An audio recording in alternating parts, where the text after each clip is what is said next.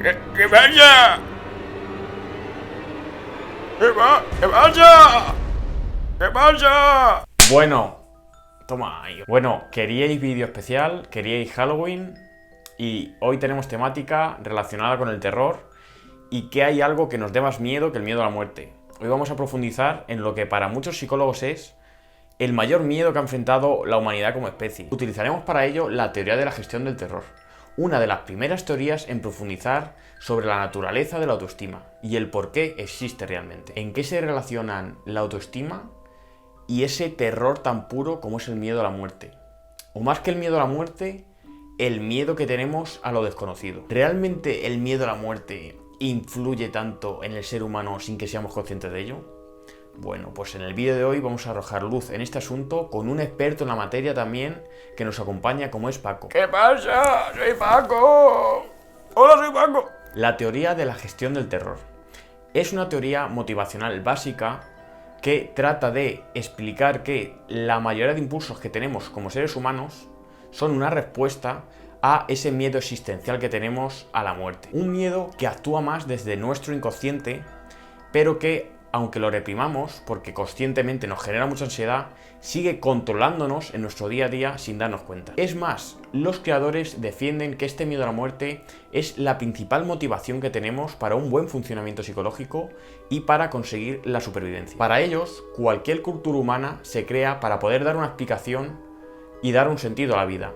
De esta forma, refugiándonos en ella, nos protegemos de la incertidumbre que nos crea la muerte y el más allá. Uno de los pilares sobre los que construyeron esta teoría es que vieron que la gente cuando es consciente de la existencia de la muerte, tiene más propensión a creer en la existencia de un cielo, de una trascendencia mística o en la reencarnación. Así a primera vista parece una teoría un poco ilógica, pero las investigaciones posteriores han arrojado muy buenos resultados para validar sus hipótesis. Los autores defienden que gran parte de ese rechazo que se origina en un primer momento viene de que ese miedo actúa de forma inconsciente. Tú, en el día a día, no te das cuenta de que eso te está influyendo. El simple hecho de pensar en la muerte nos afecta, haciendo que produzcamos una serie de sesgos que influyen en cómo nos percibimos a nosotros y a los demás. ¿Qué son los sesgos? Por si no lo sabes, muy mal, te voy a echar a Paco encima porque tengo un vídeo en el que hablo de los sesgos y además uno de los favoritos de Paco. ¿A que sí, Paco? Estoy tardando ya. A mí me gusta mucho el vídeo. Paco, ¿qué te pasa? Estoy malito. ¿Qué, Paco? ¿Por qué estás malo? Porque la gente no ha visto el vídeo de los sesgos y está muy chulo. Ahora vamos a poner un ejemplo para que veáis de forma simple cómo realizaban estas investigaciones y cómo activaban en el inconsciente de las personas ese miedo para ver si realmente les afectaba la forma de actuar. Una de las formas con la que activaban ese miedo inconsciente era coger a las personas, meterlas en una sala y proyectar sobre una pantalla un vídeo. Durante ese vídeo, de forma muy rápida, aparecía la palabra muerte en la pantalla, de tal manera que tú conscientemente no te das cuenta que acaban de proyectarla.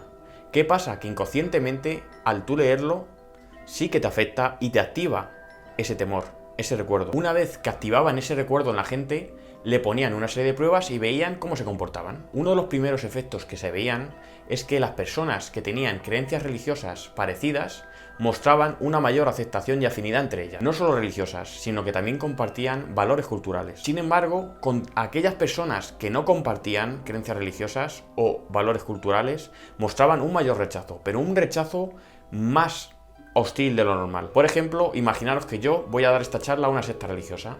Pues seguramente esa gente me escuchará y no compartirá mi opinión, pero no pasará nada. Sin embargo, si antes de dar yo esa charla les hacen esta prueba y les activan el recuerdo de la muerte, más tarde su respuesta ante mi charla va a ser más hostil, me van a menospreciar más y vamos, que seguramente me den un palizón. Voy a salir de allí como Paco. ¡No!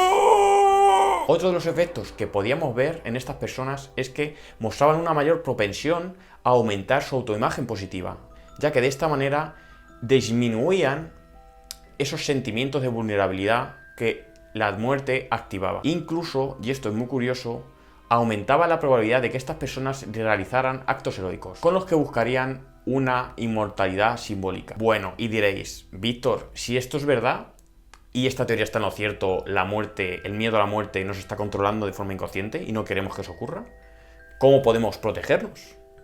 Pues ahí entra en juego la autoestima. Según esta teoría, la autoestima aparece en la infancia para protegernos frente a esa ansiedad que nos crea el miedo a la muerte. ¿Cuándo ocurre esto? Pues cuando en la infancia asociamos nuestros sentimientos de seguridad y nuestra percepción de autovalía a la actitud que tienen nuestros cuidadores con nosotros. Si éramos buenos chicos y nos portábamos según querían nuestros padres, de forma que cumplíamos sus expectativas, ellos responderían de forma positiva a nosotros, de forma que generarían sentimientos de autovalía y de seguridad. Así desarrollaríamos una buena autoestima.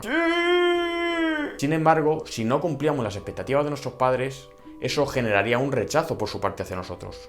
Y ahí empezaremos a construir una autoestima negativa. Conforme vamos creciendo... ¡Oh!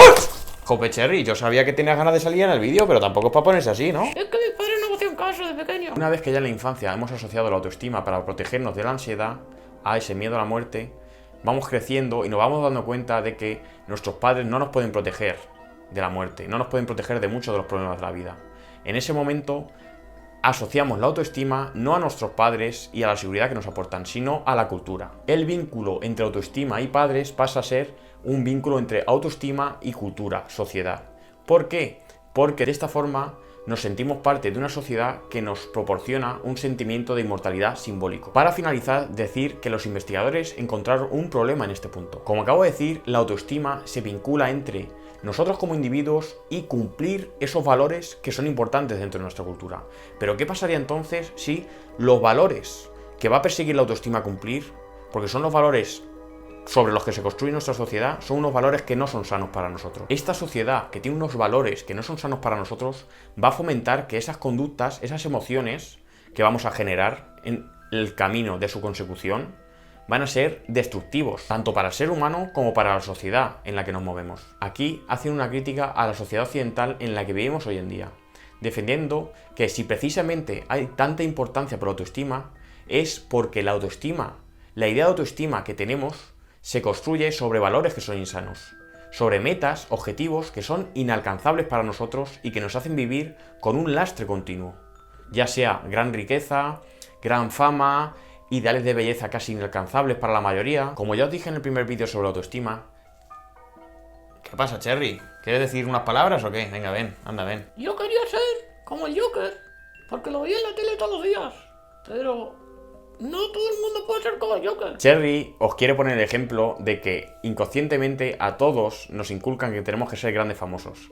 Y no todos tenemos las cualidades para ser el Joker, como payaso, ¿no, Cherry? Eso es. Como ya os dije en el primer vídeo que tengo sobre la autoestima, actualmente no hay un consenso sobre este concepto, existiendo diferentes teorías y perspectivas. Entre tantas posturas, esta teoría de la que hemos hablado hoy, la teoría de la gestión del terror, es una de las que tiene más adeptos a la hora de explicar la naturaleza de la autoestima. Por mi parte, os dejo en vuestra mano decidir si os la creéis, si no os la creéis, si estáis de acuerdo o no estáis de acuerdo. Quiero que seáis críticos, quiero que no toméis lo que yo diga como verdad absoluta. Cuestionarse todo y ser capaz de cambiar de opinión me parecen rasgos de grandes mentes. ¿Creéis que el miedo a la muerte, el miedo a lo desconocido, a que no hay nada más, es algo tan fuerte que nos atormenta como especie? ¿Estéis o no de acuerdo? Porque aquí todo el mundo tiene una opinión y todas son igual de válidas.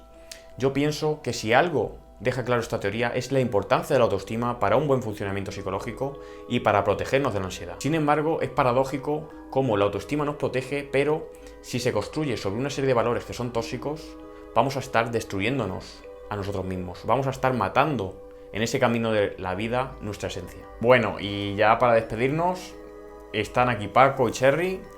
Los tres somos vuestros fan número 1 y los tres os deseamos feliz Halloween, feliz Día de Todos los Santos. Y nada, que le deis like, ¿Suscribíos? y que esperamos seguir viéndoos por aquí. Se despide vuestro fan número 1.